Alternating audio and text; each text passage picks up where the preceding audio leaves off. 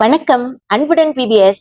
வாங்க இன்னைக்கு நம்ம எல்லாரும் எலக்கலான்ற ஒரு கிராமத்துக்கு படகேறி போவோம். இந்த எலக்கலான்ற கிராமம் எங்க இருக்குன்னா சிகிரியா, ஸ்ரீலங்கால இருக்கிற சிகிரியா லயன் ராக் அதுக்கு கிட்ட இருக்கு. இந்த இடம் யுனெஸ்கோவோட வேர்ல்ட் ஹெரிட்டேஜ் இடமா பாதுகாக்கப்படுற ஒரு கிராமம். இந்த கிராமத்துல ரொம்ப இயற்கை வளம் ரொம்ப அழகா இருக்கும்னு எல்லாரும் சொன்னாங்க. அது உண்மையானு பாக்குறதுக்காக வேண்டி நாங்களும் கிளம்பிட்டோம். வாங்க நம்ம எல்லாருமே போவோம்.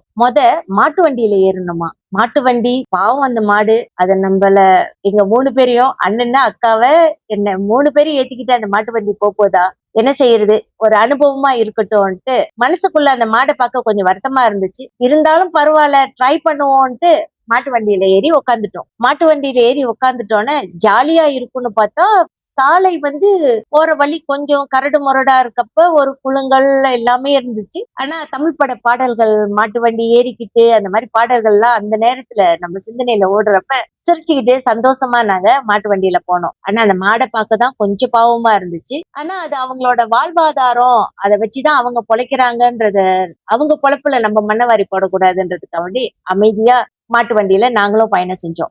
மாட்டு வண்டியில போய் இறங்கணும். ஒரு ஏரி பக்கத்துல இறங்குறப்ப தண்ணியில போகணுமா, தண்ணியில தான் கண்டங்குமாருன்னு சொல்ற மாதிரி கொஞ்சம் பயமா தான் இருந்துச்சு.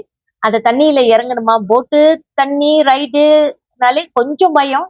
இருந்தாலும் கிராமத்துல எப்படிதான் இருக்குன்ற பாக்குற ஆர்வத்துல பயந்த என்னையும் அக்காவையும் அண்ணன் கொஞ்சம் ஆசுவாசப்படுத்தினாரு. பயப்படாதீங்க, இதெல்லாம் சகஜம், ஒண்ணும் இல்லைன்னு. எங்க கூட வந்த நிஷா ப்ரோ, எங்களோட வாகனத்தை செலுத்தி வந்தவர் சொன்னாரு, இல்ல சிஸ்டர் பயப்படாதீங்க, இதெல்லாம் ரொம்ப சகஜம் தான், ஒன்னும் பயம் இல்ல சொல்றப்பதான் அங்க பார்த்தா சின்ன பசங்க எல்லாம் குளிச்சுக்கிட்டு இருந்தாங்க. சின்ன பிள்ளைங்களே குளிக்கிறப்ப நம்ம பயந்தோம்னா நல்லா இருக்காதுன்ட்டு பயப்படாத மாதிரி முகத்தை கொஞ்சம் தைரியமா கட்டிக்கிட்டு படகுல ஏறணும். லைஃப் ஜாக்கெட் எல்லாம் கொடுத்தாங்க. கொஞ்சம் தைரியம் தான். ஆரம்பத்துல கொஞ்சம் பயம், ஒரு அசட்டு சிரிப்பு. அதோட நாங்க 3 பேரும் பயணத்தை தொடர்ந்தோம். போட்டுல போறப்ப அந்த இயற்கையோட அழகு, ஆஹா எவ்வளவு அழகு! அங்க பாரதிதாசனோட கவிதை வரிகள் நினைவுக்கு வந்து, நசையோடு நோக்கடா எங்கும் உள்ளால், நல்லழகு வசப்பட்டால் துன்பம் இல்லைன்ற மாதிரி அந்த அழகை பாக்குறப்ப அவ்வளவு அழகா இருந்துச்சு.